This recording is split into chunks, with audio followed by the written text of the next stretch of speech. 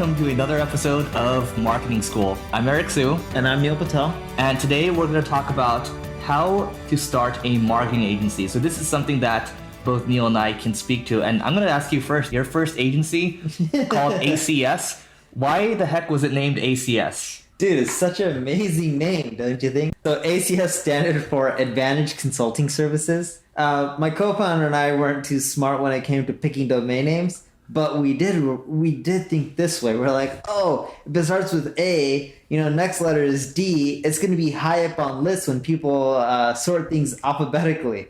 And that's how we came up with the name. This is 15, 16 years ago. Wow, you're a teenager. Yeah, I was a teenager. But back then, I know domains are hard to find now. They weren't that hard back then. So it's like there's no reason for our domain name to be advantageconsultingservices.com. That's too long of a domain name, even for today's standards. So how do you start a marketing agency? Yeah, so I'm starting up another one again, but I'm probably a bad person to ask that because I kind of cheat. I just use my brand and I get like 4,000 leads a month, and out of a portion of them, they're qualified. But if I had to do it all over again, I would do the same process. When you started Single Grain, did you want, technically you took it over and now it's yours, but when you took it over and you were doing agency stuff before, didn't you want like a fancy website and like have all this cool copy and content? Mm-hmm. Well, that's all bullshit. Yep. I remember I wanted a website like iProspect because they were the biggest when I was first starting off. Actually, they're still probably one of the biggest right now. But their copy sucks. What iProspect does, you can't do. You have to figure out your own unique angle. And don't worry about a fancy website or any of that. Like, just keep it really simple. Go out there, go on Crunchbase, go find all the people who are recently funded, go email them all the shit they're messing up on, break it down into a really detailed Word document or PDF, tell them what they're doing wrong. From there, you can get money because you can just be like, here's how to fix it. And give them everything with screenshots and be so detailed that these guys are like, oh, we don't even need you. Because you know what? Most of those guys will be like, oh, okay, let's just hire him. Then from there, you'll get clients, and now you have the start of your agency. Then you can figure out your name, a website, all that kind of stuff. Before that, you don't need anything. Just break down how people are screwing up, and people will just start hiring you. Yeah, so first and foremost, we're assuming that you guys are good at marketing or fairly competent at it. So first step, be confident at marketing. And the second step, I mean, it's basically what Neil is saying. You have to do business development. Nobody knows who you are. Nobody should care who you are. You haven't done anything worthwhile yet, at least in front of these other big clients' eyes yet. So, what you can do is, for me, I mentioned using the tool Mixmax. I like using a tool like Mixmax. If you're starting out, use the Mixmax sequences. Set up a bunch of sequences and then reach out to these people. Have a bunch of templates set up. And then just reach out. It's almost like you doing cold outreach. You are the sales rep in the beginning. There's different stages to entrepreneurship, right? You're the solopreneur in the very beginning. This is how you're going to get off the ground. Then you're going to start to hire people. Then you're going to put processes in place. And then you're going to scale out the team. When you get to 7 figures or so, getting from 1 million to 10 million, it's all about process from that point, right? But going from 0 to 1 million, it's all about, okay, making sure that you have the right people in place first, but it also starts with you making sure that you're actually executing on work well, and you're starting to get these things rolling. So reach out to these people first.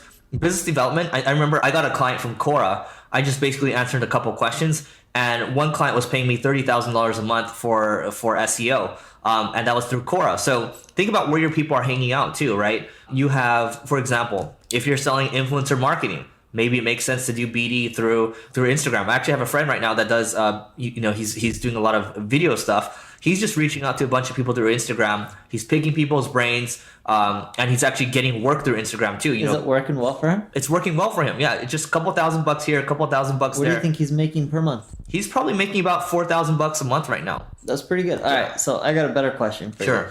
We give people too much shit. So if you were starting out today, what's the one thing you would do to get your first client? Just one thing. Yeah, it would be one strategy or tactic or whatever. Free advice every single day. It's, hey, something's wrong with your website. You don't have a Facebook pixel on your site. You can just add Facebook Pixel Helper or Google Tag Assistant. Hey, you're missing this, and this is why it's important, right? Keep it really brief. Keep it custom tailored to them. Maybe a couple of sentences. People don't want to read a book, right? And then just keep doing the same thing over and over and over. Eventually, even though like people don't respond to you, I've seen people eventually cave. Like in the very beginning when I was doing this stuff, I'd see people respond. They'll be like, okay, I give in to your persistence. When do you want to talk? It's almost the same thing as when I first started talking to Neil, as a matter of fact, right? I sent a bunch of emails because I was so confused by some of the stuff that he's writing on his blog. What is linked blending? Send him an email. What is this? Send him an email, right? Eventually it becomes a phone call and it becomes something better from there. You got to show value first, and then from there you can scale out. So I don't know. What about you? Yeah, so the one thing that I like doing if I was going to start off right now, it was the same thing that you mentioned. I would just email people and give them free advice and just send them the email with this subject line. First name, so it'd be like Eric, and then you put their company name in there. But here's it all together. So let's say I'm sending an email to Eric. I'd be like, Eric, comma, is there something wrong with single grain? Question mark. Or like another version of it is, Eric, there's something wrong with single grain, and no question mark.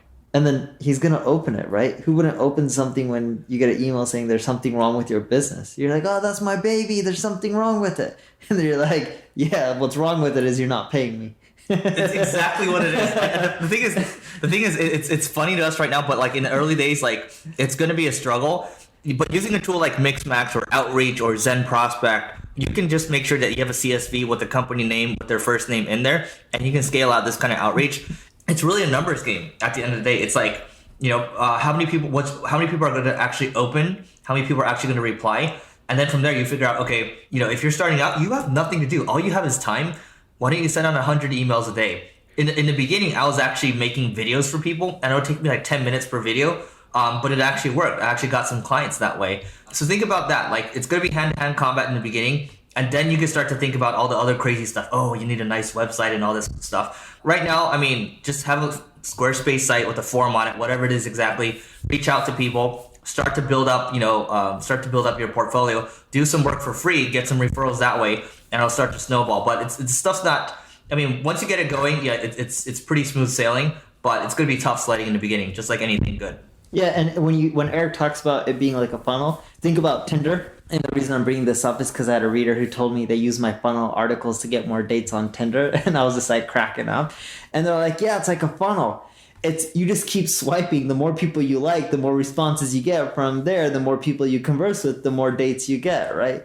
So it's like the same thing. The more people you email saying like, Eric, there's something wrong with single grain, the more opens you're going to potentially get. The more opens you get, the more people reading your email, more potential responses from there, more conversations from there, higher likelihood that someone's going to pay you. I'm a Tinder user right here, so I'll speak to this a little bit. Yes, please tell me how it is like using Tinder, because I want to learn. So with Tinder too, I mean, you have the ability to super like. Wait, what's a super like? A super like is saying, oh, this person has basically favorited you, and they will see like a blue star. It's like, oh wow, that person favorited me. It's like, so you're standing out, right? So Neil talked about having a good headline first of all. So how can you stand out, right? If you have a good headline, people are going to click through. If you super like, you have a higher chance of getting them to actually say yes to you, right? Last thing, you have to make sure, with the thing like Tinder, right? You got to have a good image too. So image, you got to test your images too. It's the same thing with your headlines. So the super like, the images, all that kind of stuff. But keep messing with it, and then keep slogging away. I mean, if you're going to give up in 1 month saying that you sent 100 or 200 emails or whatever, that's not the way to do it. It takes a lot of work up front. Even when I took over single grain, like most of the leads were coming through Neil, and eventually we had to figure out like another way to start generating leads again, and we can save that story for another time. But getting started in the early days for anything, it's hard to get your name out there. Just go do some pro bono work, do good work, and then things will start to happen. And that's it for today. We'll see you tomorrow. Bye. This session of Marketing School has come to a close. Be sure to subscribe for more daily marketing strategies and tactics to help you find the success you've always dreamed of. And don't forget to rate and review so we can continue to bring you the best daily content possible. We'll see you in class tomorrow, right here on Marketing School.